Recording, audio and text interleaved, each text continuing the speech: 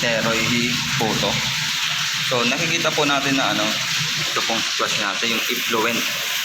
So nagkaroon po ako ng problema sa effluent. Dito sa mga STP operator at saka mga technician, humihingi po ako ng tulong sa inyo.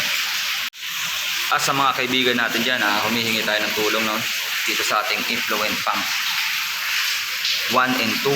So may nangyari po kasi dyan, ipapakita ko po sa inyo ngayon.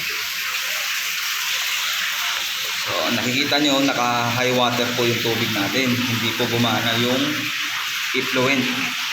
Ngayon po naka off po yun ngayon. So itatry po natin mamaya yung auto. Pero bago doon, tignan po natin yung aming sensor po dito.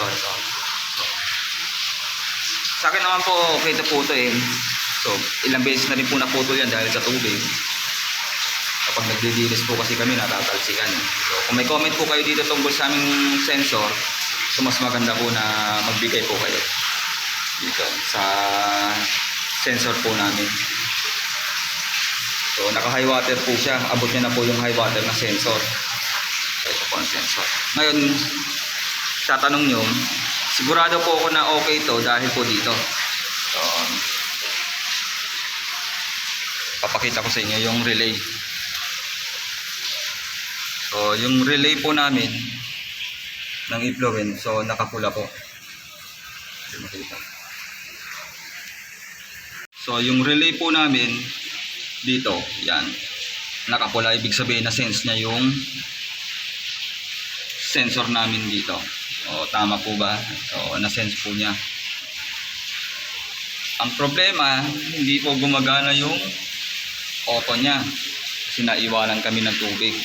So, ito po. O, walang auto. Sa naka-high water po yung ating effluent tank. Pero yung pump niya hindi gumagana sa auto. Dahil pag nag-high water po to, wala po tong oras. Tama po ba? Yung effluent, hanggat na-sense niya na high water, aandar po yung pump. So nangyari, ayaw niyang umandar sa auto kahit naka-high water yung tangke. So yan po yung problema ngayon dito. So may nakikita ako na problema. So hindi ko kasi alam ang tawag dito sa isa na to, yung level switch. Ito kasi okay, sinasense niya eh. Hindi ko alam kasi ayaw iba to dito sa contactor ng effluent. Dalawa silang hindi gumagana eh. Ito. Ibig sabihin, kung may problema yung isang pump, dapat gagana yung isa. So dito magmumula. Kung po sa mga galing natin na kaibigan dyan, STP operator or technician, so hingi po ng tulong. So maraming salamat po.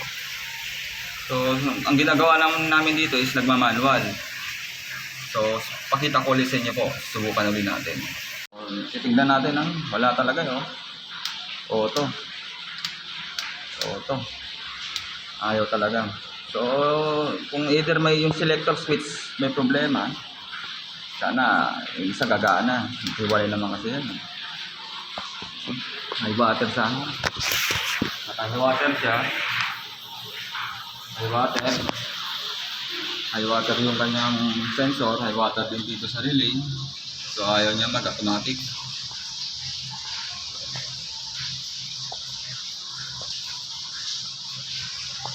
So tulad niyan ito. Yung relay po niya nakapula po yan. Hindi lang po makita. So nakapula po yung relay niya. Ayaw niya pong mag-automatic. Yan, okay. Kaya hinahanap po namin problema dito. Hindi ko po alam kung may connection yung relay dito sa baba. Sa selector switch hindi ko rin po alam. Pero alam ko wala din po dyan. Sana may makatulong po. So subukan po natin i-manual. Pero yung manual niya okay naman. Titignan po natin. Yung manual niya okay naman. Gumagana naman po yung dalawang pump. Gumagana rin yung magnetic contactor. Tignan nyo po sa ating video yung effluent 1 and 2. Gumagana naman po sa manual. So gumagana naman siya. Ito kinakapalang namin ito. Gumagana naman yung dalawa. Problema, high water po siya. Ayaw na talaga niya mag-auto. Walang auto. more in manual talaga. So, pag-ibigay na lang po ng suggestion o kaya suggestion sa amin kung anong problema nito. So, appreciate ko naman po lahat ng comments. Salamat po.